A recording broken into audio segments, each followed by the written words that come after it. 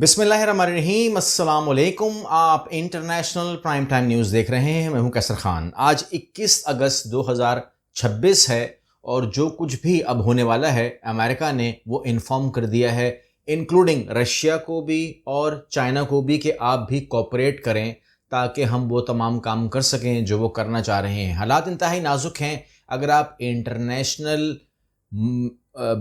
Ground को देखें तो वहाँ पर हर मुल्क जो है वो अब अपनी पोजीशन ले रहा है, लेकिन पाकिस्तान के अंदर जो है अंदरूनी खाना सूरत हाल इतनी अच्छी रखी नहीं जा रही कि हम लोग भी उसका एक प्रॉपर हिस्सा बने, और हमारी पोजीशन कमज़ोर है। आप लोग पीटीआई को पसंद करें, आप लोग नून लीग को पसंद करें, इस गवर्नमेंट को सपोर्ट करें, इससे तो मुझे कोई मतलब ही नहीं है। ये आप लोगों का अपना ज़ाती मर्जी है, लेकिन जो चीज़ हमें सपोर्ट करनी चाहिए वो पाकिस्तान को सपोर्ट करना चाहिए। और पाकिस्तान के सपोर्ट के अंदर जो कल रात को हुआ है वो हमें सपोर्ट नहीं करता। Al Jazeera, Reuters, New York time, जहां से भी खबरें आ रही हैं वो उसको अच्छा नहीं तस्वर कर रहे। बल्कि मैं आपको सिर्फ एक बात इन्फॉर्म कर दूं, और वो ये है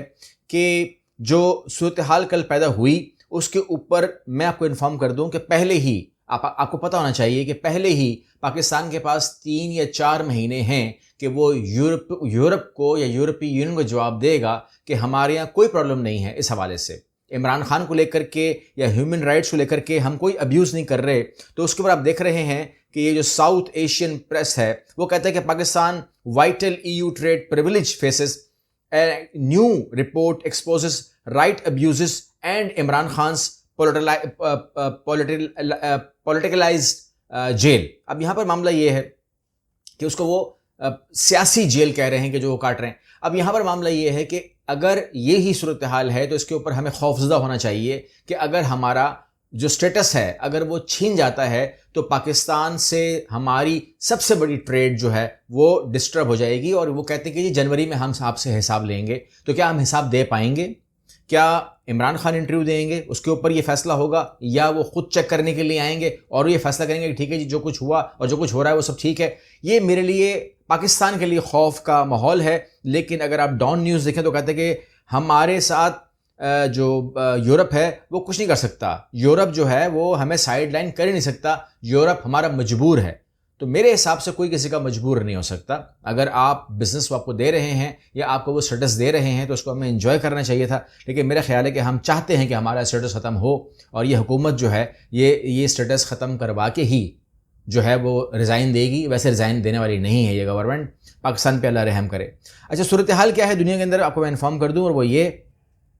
कि आप जानते हैं कि इब्राहिम लिंकन के हवाले से खबरें आ रही थी कि इब्राहिम लिंकन के अंदर जो फ़ौजी हैं वो पानी में कूदना शुरू हो गए थे, और अमेरिका ने कहा ऐसा कुछ भी नहीं हुआ। फिर उन्होंने कहा कि जी इसके अंदर जो लोग थे वो पागल हो गए, जहनी कैफियत का शिकार हो गए। अमेरिका ने कहा ऐसा कुछ नहीं हुआ। हमने आपको रिपोर्ट दी कि अंदर फायरिंग हुई है, आपस में कत्ल गारतगरी हुई है, 15 से 20 अमेरिकन फ़ौजी मारे गए नेवल फ़ौज के। उन्होंने कहा ऐसा कुछ नहीं हुआ, लेकिन ऐसा सब कुछ हो रहा था और उसी टाइम वो जहाज़ मूव कर गया और उसको अमेरिका पहुंचा दिया गया खामोशी के साथ। क्या अगर कुछ नहीं हो रहा था तो इब्राहिम लिंकन को इस टाइम ओमान की बॉर्डर के ऊपर या जहां वो था वहां होता, या वो ईरान के आसपास होता। लेकिन अगर उसको रिमूव कर दिया गया, इस जंग से ले गए उसको वापस तमाम लोगों को, तो मतलब ये है कि हमारी तमाम रिपोर्ट सही थी और उसको रिप्लेस किया है जॉर्ज बुश जहाज़ ने, जो कि अब उसकी जगह लेगा। तो ये तमाम चीज़ें जो हैं ये ओपन है, इसमें कोई छुपी भी बात नहीं है। जॉर्ज वाशिंगटन जो है वो अब काम करेगा सेंटकॉम के लिए और रिप्लेस कर दिया उसने इब्राहिम लिंकन को।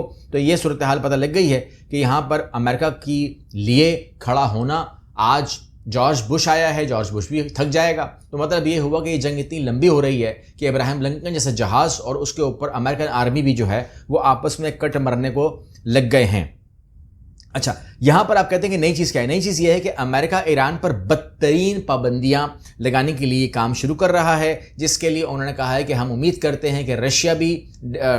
इसको काट देगा ईरान को और चीन भी काट देगा ईरान को। अब क्या ऐसा होगा या नहीं होगा, तो इसके हवाले से मैं आपको इन्फॉर्म कर दूं कि ईरान जो है उसके डीप टाइज़ हैं, ट्रेड टाइज़ हैं विद चाइना एंड रशिया। तो ये डिफ़िकल्ट रहेगा US के लिए। तो अगर ये रास्ता खुला रहता है रशिया का और चीन का, तो फिर आप भूल जाइए कि अमेरिका जो है वो काम कर पाएगा जो वो نہیں کر پا رہا ہے، لیکن جبکہ اس کے اوپر ایران نے کہا ہے، ایران کو پین پہنچی ہے، لیکن ایران نے کہا ہے کہ ایک ایسا ملک جو $40 ٹریلین کے نیچے آ چکا ہو، جو اپنے قرضے نہیں ادا کر سکتا، اپنا سود نہیں ادا کر سکتا، وہ ہمیں کہہ رہا ہے، تو اس کا جو افیکٹ ہے، جو اس کے ماہرین ہیں وہ بھی یہی کہہ رہے ہیں، کہتے ہیں کہ ایران کا ہم کتنا کچھ بگاڑیں گے وہ تو وقت بتائے گا، لیکن اس ٹائم ایران نے ہمارا جو بگاڑا ہوا ہے وہ ہمارے ملک میں فیل ہو رہا ہے، یعنی کہ وہ پین، وہ تکلیف فیل ہو رہی ہے، اور وہ پین تکلیف جو ہے وہ پیٹرول پرائسز بڑھنے کی شکل میں بھی ہمارے سامنے آ رہی ہے، جو کہ بہت تیزی کے ساتھ بڑھ رہی ہے۔ اچھا، یہاں پر ہم اگر آگے جائیں تو تھوڑی سی بات ہم مزید اسرائیل کے حوالے سے کریں، تو ایک تو اسرائیل نے کہا ہے ترکی کو کہ آپ بالکل بھی شام میں نہیں آ سکتے، کیونکہ ہم کسی بھی تھریٹ کو قبول نہیں کریں گے، اور آپ کا بھی انجام جو ہے ہم وہ ایران والا کر دیں گے۔ اب معلوم نہیں کہ انہوں نے ایران کا کیا انجام کیا ہے، لیکن بہرحال جو بھی وہ انجام کہہ رہے کہ ہم نے کیا ہے، ہم نے بہت غلط کر دیا اس کے ساتھ، آپ کا بھی ہم وہی انجام کر دیں گے۔ دوسری طرف یہ ہے کہ امریکہ نے کل کہا تھا، اور اس کے بعد یورپ نے کل کہا اسرائیل کو کہ آپ E1 منصوبہ مت لاگو کریں، کیونکہ اس کا سیدھا مطلب یہ ہے کہ فلسطینی ریاست والی الفاظ یا باتیں جو ہیں وہ ہمیشہ کے لیے دب جائیں گی، ختم ہو جائیں گی، جس کے اوپر اسرائیل نے اس کی کسی بھی کام کو، یعنی کہ ہم پر یورپ پابندیاں لگائے یا ہم پر امریکہ پابندیاں لگائے، انہوں نے کہا کہ یہ وقتی باتیں ہوتی ہیں، لیکن ہم E1 منصوبہ لاگو کریں گے، تصویر دیکھ رہے ہیں، لاگو کریں گے، اس لیے کہ ہم واقعی میں یہ چاہتے ہیں کہ فلسطین کا جو معاملہ ہے وہ ہمیشہ کے لیے ختم ہو جائے۔ اور اس کے اندر نہ کہ صرف انہوں نے وہاں کی کرسچن کمیونٹی کے اوپر چڑھائی کی ہے، نہ کہ انہوں نے مسلم کمیونٹی پہ چڑھائی کی ہے، بلکہ انہوں نے امریکن نیشنلز کے اوپر بھی چڑھائی کی ہے، کیونکہ ایسے بہت سارے فلسطینی ہیں جو امریکن نیشنلز بھی ہیں۔ اور اس کے اوپر جب بات آئی تو مائک حقابی جو ہے، مائک حقابی وہ انسان ہے جو میں نے آپ کو کہا سفیر ہے امریکہ کا، اور وہ کہتا ہے کہ جی اسرائیل میری زندگی ہے، میری جان ہے، میں اس کے لیے مرنے کو تیار ہوں۔ وہ کہہ رہا ہے اسرائیل سے، وہ خود کہہ رہا ہے اسرائیل سے کہ چوری مت کرو، ڈاکہ مت ڈالو، اور امریکنز جو فلسطینی ہیں ان کی زمین مت چھیننا، ورنہ ہم مجبور ہوں گے آپ کو دہشت گرد قرار دینے میں یا پابندیاں عائد کرنے میں، وٹ ایور جو بھی ہے۔ لیکن یہ کچھ کر نہیں پائے گا، کیونکہ یہ تمام لوگ جو ہیں صرف اور صرف ریکارڈ کروا رہے ہیں اپنا احتجاج، کہ ریکارڈ کر لیں، ہم نے اس وقت شور شرابہ ڈالا تھا، ہنگامہ ڈالا تھا۔ مگر میں آپ کو یہ بات انفارم کر دوں کہ اگر E1 منصوبہ چلتا ہے، آپ چلنے دیتے ہیں، کوئی نہیں روکتا اس کو، تو پھر یہ بات ہمارے لیے ہمیشہ کے لیے ختم ہو جائے گی کہ فلسطین جو ہے وہ ایگزسٹ کرتا ہے۔ پھر آپ کو ماننا پڑے گا کہ مکمل قبضہ ہو چکا ہے، اور اب 2 ریاستی حل کی باتیں نہیں ہوں گی، کیونکہ یہاں پر اگر انہوں نے E1 منصوبہ پورا کر دیا تو آپ کو غزہ کے اندر یا ویسٹ بینک کے اندر